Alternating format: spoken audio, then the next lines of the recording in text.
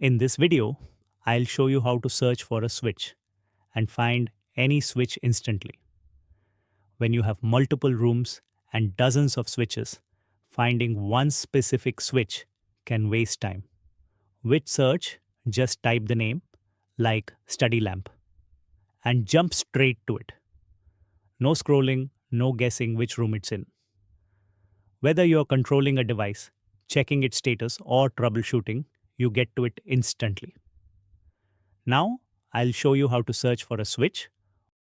Open the Home Automation app. Go to Devices.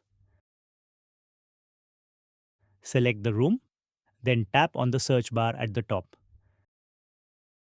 Type the switch name, like study lamp. Tap on the result to access it instantly.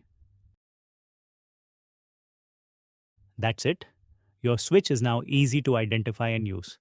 See it right, control it right, clarity in every tap. Thank you.